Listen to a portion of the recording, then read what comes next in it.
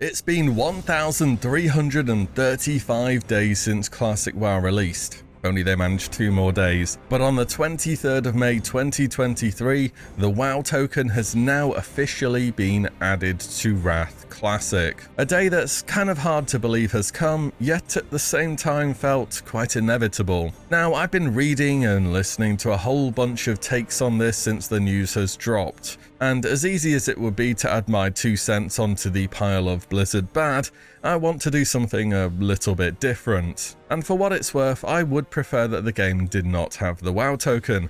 I mean, I think paid faction transfers will have long-term negative effects on the health of the game too, and people were literally asking for that for months, if not years, but here we are all the same. Either way, let's talk about it, because whether you like it or not, the WoW token is now an in-game service provided in the shop. What does this mean for the future of Classic? First of all, let's dial it back. If you know me, you already know you're getting a history lesson here. Let's go back to a different time. Quite literally, Warlords of Draenor, April 6th, 2015. During the first major content patch, a new feature was added to the in-game store.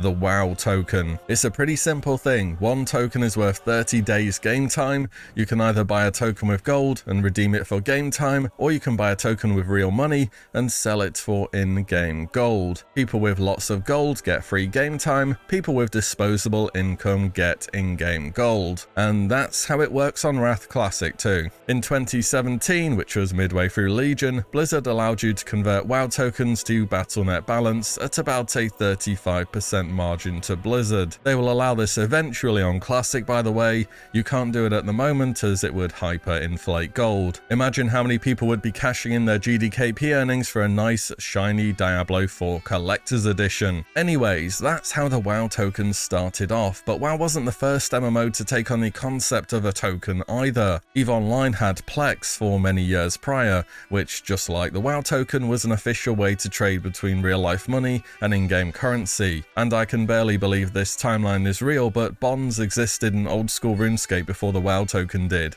Either way, bonds are quite similar to the WoW token, except you need to pay a deposit of 10% of their value to make them tradable. And bonds were met much with overall positivity at the time, though not without concern of this inclusion being a slippery slope to future items being pushed in an in-game store, as had been witnessed on RuneScape 3 some years earlier. Sounds a bit familiar, doesn't it? And when the WoW token dropped in World of Warcraft originally, who would have guessed, but it was also quite a positive reception. Here's the official video, definitely a decent chunk of dislikes there, but that's around 85% of people liking it. Do you remember when NetEase announced they were going to be releasing the WoW token in China towards the start of Phase 2 in Classic?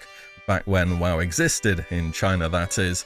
People were freaking out that one day it would be coming over to Classic in EU and NA. Back then I had exactly 0 concern that it would happen. I didn't even have it on my radar after I read that it was in China. Well, at least not anytime soon. And I think that pretty much everyone will have used the WoW token if you played retail at some point during Warlords of Draenor or beyond, which I'd be willing to bet is the majority of us. Everyone gives retail a go now and again, and I've definitely got use out of them in the past. For example, a new patch drops in WoW, I kind of want to check it out, but I don't want to spend money. Hey, I can just throw some gold at it and see what's up in game. If I like the game, I'd often spend real money after that. And the token has definitely got me to try the game again when otherwise I might not have. But as far as buying tokens with real money to exchange for in-game money, it's just never seemed worth it to me. I was always able to comfortably set up characters for raiding with their enchants, consumables and so on, just by playing the game normally without doing anything exceptional. But the idea of paying or trying to cut corners to advance my character in-game is something that I know I wouldn't be interested in, and I know why too. I think it's a lesson I learned many years ago. A long time ago I used to be super into RuneScape. This is a long time ago, before old school RuneScape was a thing. I'd wake up at 4 or 5 AM, creep downstairs to go train my character on experiments, fire giants or whatever. The experience per hour was absolutely terrible, but I had a goal in mind. I wanted to max max out a character for PvP. I wanted one of those dream accounts you saw in the video montages. It took a long time, but eventually I got there. I had one of those 60 attack, 1 defense, 99 strength builds, and it was insane. People would literally gather around me to watch me PvP because I was rocking a strength cape at such a low level. I'd want to go and PvP non-stop in the game, but at some point I ran out of goals to achieve with my character. They were kind of complete. I had done everything that I set out to do on them, and it was kind of like reaching the top of a mountain and thinking, well, where do I go next? What happens now? Until I went and started a new character in a different build, that is. And that's why nowadays I'm not in a rush to achieve things in games, because ultimately it's a game, and paying for that dopamine hit of progress now is pretty likely, for me at least, to lead to boredom or burnout later. I know it's not exactly a one-to-one comparison between the WoW token, and of course the mentality of being goal-driven is different in different areas of life, but that's just how it is for me in gaming. But times have moved on, haven't they? I don't exactly wake up at 5 AM to level characters in WoW anymore, let me tell you that. WoW released in 2004. Next year, it's 20 years old. And if you started sometime when you were hitting your teens, then yeah, you know where you're at right now. So nowadays you have less time due to real life responsibilities, but as a trade-off you have more disposable income. You start getting that feeling you can't progress due to the time investment often needed with MMOs, so you take the shortcut of using real money to save your more limited free time. This is a classic scenario.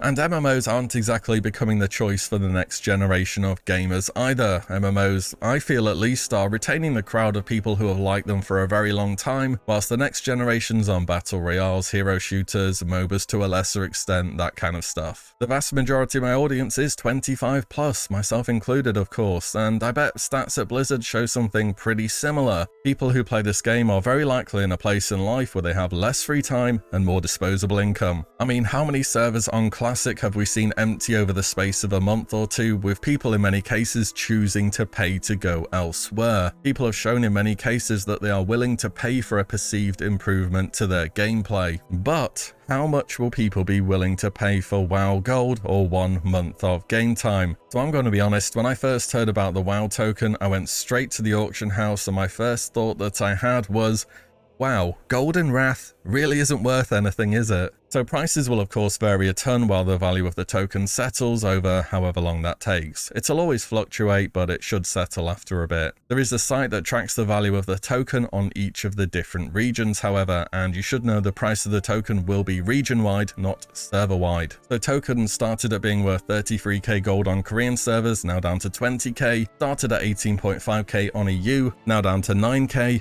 and started at just under 10k on NA, and are now hovering around 8.5. Just as a comparison, when the token first came out in WoD, the starting price in game was 120k for Korea, 35k for EU, and 30k for NA. Today it's 170k for Korea, 335k for EU, and 250k for North America. I wonder if the WoW token will settle at around the same kind of percentage difference between the regions. And yes, of course, there are exchange rates here, different regions have different price points for the token and so on, but things seem to still be trending down for the in-game value of a token, which given the circumstances I think is quite normal. Tokens will adjust based upon supply and demand, and if the gold value is dropping, then the supply is outweighing the demand, and or they are seen as too expensive, which I can't say I'm surprised at. When I first saw EU prices and gold being under £1 for 1,000, I was amazed at that. Even if a token's worth 9,000 or so, I'm going to be honest, as someone outside the sphere of GDKP, that's a lot of gold in Wrath Classic. I'm going to throw you some numbers now I can put a real value on gold to show you just how much this is worth. So the big dumb gold sink of Wrath Classic is the Traveler's Tundra Mammoth. It's a multiplayer repair mount and reagent vendor, which sets you back 16,000 gold at Exalted with the Kirin Tour. 16k is supposed to be a silly number for people who are true gold farming enthusiasts. You do not in any way need this mount, it's just a chase item to show off, and now it's under the cost of 2 WoW tokens. Do you remember the Long Boy from BFA? He's the up-to-date equivalent of this, and he set you back 5 million gold. Even if you are a complete gold goblin, you feel the effect of 5 mil leaving your pockets. And I can't see what tokens cost back in BFA unfortunately, but by today's standards, North American players would need 20 WoW tokens tokens equivalent worth of gold to buy a long boy,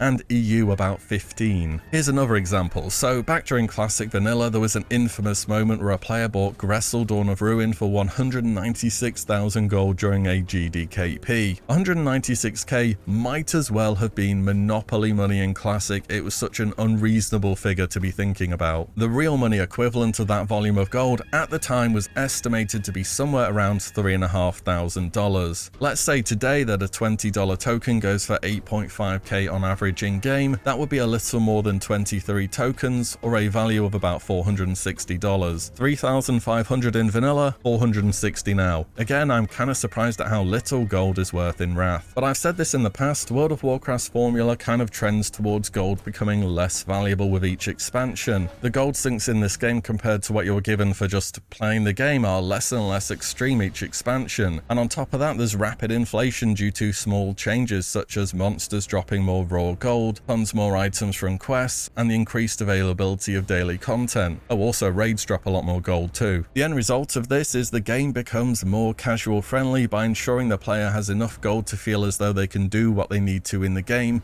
without going to farm excessively. And casual friendly is the name of the game in Wrath of the Lich King. So previously on the video I was about to move on to a different point here, but a blue post with thoughts on the WoW token has popped up following the waves of controversy about this feature. They specifically cover a part about Wrath design and the value of gold, where the TLDR basically is players make enough gold just by playing the game normally without having to look to other methods of supplementing their in-game income. I want to quote two bits on this. Simply put, gold is more plentiful and the base design of Wrath minimized the focus on needing to farm to support normal play, as well as we realized the introduction of a token wouldn't be a temptation for most regular players to buy to help support their usual everyday gameplay. It's simply not impactful to the average player who logs in, raids a few days a week with their guild, does a few dungeons and dailies, and then plays other games in between those activities. There's no friction in the player's experience that would tempt them to buy a token just to keep themselves afloat. I did a video when Blizzard made the announcement that they banned 120,000 bots, and during that I said one of the things that surprises me the most is that the demand for gold is even this high, that they need to ban this many accounts in the first place. Because there is not a lot to spend it on in Wrath Classic, if I'm honest. So yeah,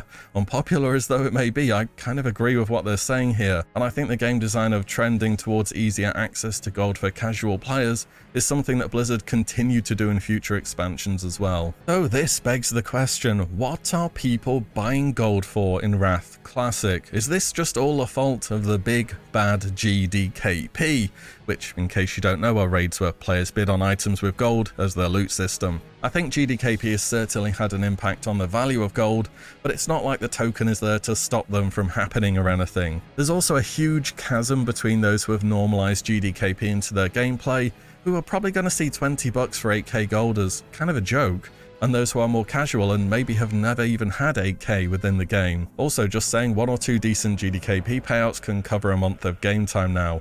If I had 100k lying about, I'd probably save myself the $15. It also kind of feels as though the veil has been lifted now. You'd see people bid 100k on items and think about how crazy that is. That's so much gold. And now you realize that's about $240, and yeah, some people are well off and have no problems putting down cash on their hobbies. I mean, how much is Shadowmourne gonna go for now? Back when Chinese servers were a thing, you'd hear stories of Ashes of Allah going for over 1 mil or Glaives going for over 1 mil, among other things. If Gressel Dawn of Ruin was 196k gold in Classic, which was about $3,500, in today's money, if a Shadowmourne also costs $3,500, that would be about 1.75 million gold. That's 175 tokens at a value of about 9k each. Bit of inflation there. Then again, I'm expecting to see Shadowmourne go for well over 3 mil worth of gold, no problem. It's going to vary heavily server to server though. But these are the official risk-free prices you can get from Blizzard, by the way. GDKP stonks are about to go up a lot. It's just now a different party is benefiting from the proceeds. But I do appreciate a lot of people do GDKP now as an alternative to more traditional guild raiding,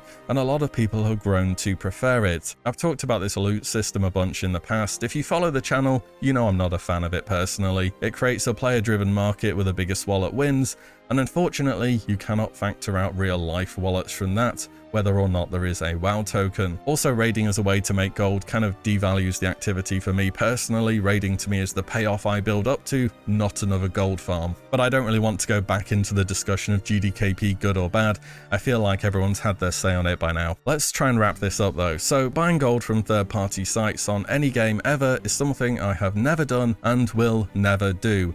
And for me, a big part of that is the unknown. Even if it's a 1% chance to get caught, I'm not taking that 1%. Simply put, I value the time I've invested into my account as a whole more than any desire I have to achieve something in game which could be helped by gold or trying to pay to cut corners. And I know there's a lot of players like this. That risk of the 1% of getting caught doesn't exist anymore. You can buy gold officially now. This changes things. Call it a bit of a tinfoil theory, but I think there's something going on here to try and get more retail players into Classic, moving into Kata and beyond. Do you know in Phase 3 of Wrath Classic, the retail UI is also getting added into the game. And with a WoW token now added, you can go from having never played Classic to level boost and token, and you're kinda caught up really fast. Kata is constantly called out as being the turning point for World of Warcraft, away from something Classic to something else, and whether that has merit is its own subject for a different day, but this is an opinion as common as LFR bad, or LFD bad.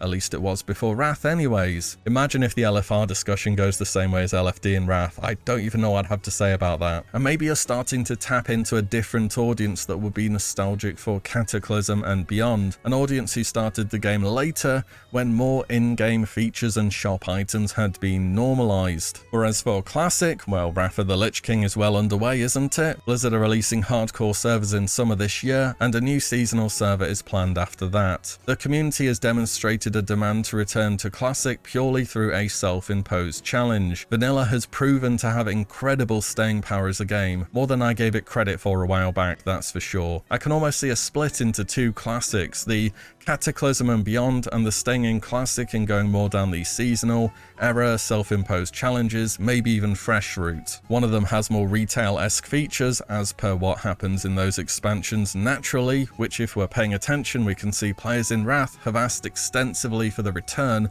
of often controversial features. And then on the side we have Classic kept as a relevant alternative if you don't want to play that. Also, the WoW token is not available on era or seasonal servers, and as much as I want to say yet, I don't think there will be a token for the purely Classic version of the game unless it's added in at a later date to a very old server. It just can't exist alongside a fresh economy. The token price is initially set by Blizzard, but people have to actually have enough gold to buy it, and then it goes up or down based off of demand for it. It would just be too much of a mess to try and implement. On top of that, from a recent blue post, it started with a paragraph on why the WoW token would make no sense to have in vanilla, which the TLDR of this is, gold is actually worth something for every player from casual to speedrunner in vanilla, and I'm very much hoping this implies the token will not be added to any vanilla version of the game ever. But I'm gonna have to stop and wrap it up there before I go on anymore. Bit of a ramble this one, but hopefully you found it interesting all the same. I guess drop your thoughts down below. I'm expecting a spicy comments section on this one, so do try to keep it civil down there.